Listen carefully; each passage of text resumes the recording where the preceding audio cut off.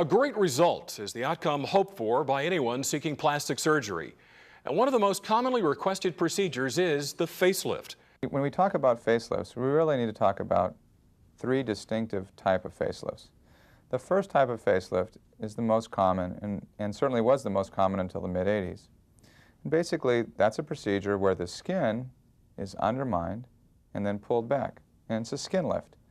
And this is still a very commonly performed procedure in the United States. The problem with just a skin lift is that we don't alter the underlying architecture of the face. And many times you see patients that will present with very weak necks, a very weak neckline, and heavy jowls, and a skin lift alone is not going to take care of this. And so what we really need to do is then pay attention to the underlying structure, which is the muscle. And there's a muscle, it's called the platysma, and I'm going to go ahead and show it to you. I'm going to go ahead and contract it, and it runs right here. It starts in the clavicle, runs right here, and runs, and it's a muscle unit here, and then it becomes more of a attenuated fascia here, and it inserts right here on the cheek. Well, this is the muscle of the face, and there's one on either side. And with aging, not only do we get extra skin, but we also get muscle laxity. So when a patient presents to us, they probably have both skin laxity and muscle laxity. And a muscle facelift, with a muscle facelift, we pay attention to the underlying muscle structure. And so the more contemporary facelift is one that addresses this issue. And we'll go in and actually tighten the muscle centrally and both on the side, and also release it here and gently advance it in this direction here. So what we get is a facelift where the underlying structures are tightened. And the key there is then we don't have to pull on the skin to get tightening. And so we can just lay the skin back down gently, and voila, the patient has a beautiful result, but they're not pulled, and that's the key.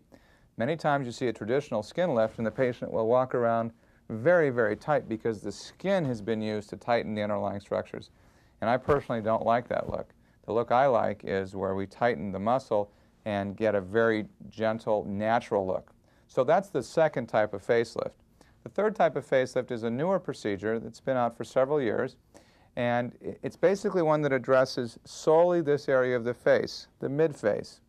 And what happens with a traditional skin lift or a muscle lift, even if you pull here, you don't get a lot of advancement in this triangle of the face. So there's a separate procedure called a mid-facelift, and here what we do is we enter through here or through here, and we advance this part of the face. So it's a separate procedure. It's called a mid-facelift. So there really are three types of facelifts when you talk about them. In addition, what I tend to do while I'm doing a facelift is I also address the skin.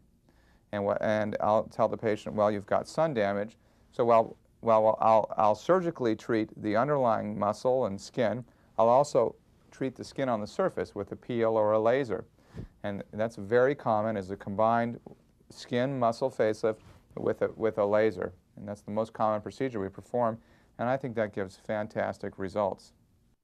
I had everything possible done. I had an upper brow lift, and I had upper and lower eye surgery. I had a complete facelift, which includes the neck as well as the cheeks and the area around the mouth. When I was 65 years old, I found that I looked in the mirror and I decided that some wrinkly old lady had moved in with me, and what's more, she was pretty bossy.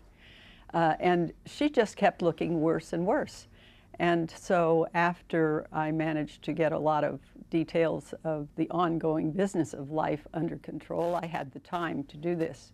Also, I had to wait until this age until they had the really good techniques for cosmetic surgery that they have today. And so I waited until I was 69 and a half years old before I was able to do this. But it's been a tremendous uplifting experience and makes me feel very much more energetic to walk in and see a younger face looking at me in the mirror every morning. I went to surgeons in San Diego County as well as here. And I decided on Dr. Sofonio for a number of reasons. His education, his background, his youth. With that, I felt I was choosing the newest of techniques that the schools would have to offer. Also, I found that in some surgeons' offices, all of the ladies who worked there looked like Barbie dolls, and maybe they were catering to a younger group that would have appreciated that.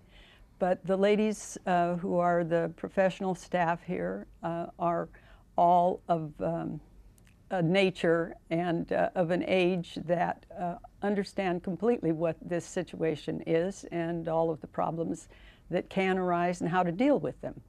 And so the choice was clear after I had gotten through a sufficient number of interviews to have met Dr. Sofonio. I'm extremely happy with them. My husband is very happy with them too, though he said what all husbands say, well, honey, I love you the way you are. But nevertheless, it's just an enhancement to our lives to have a younger face around the house, and you just seem more energetic and more interested in going out and doing things.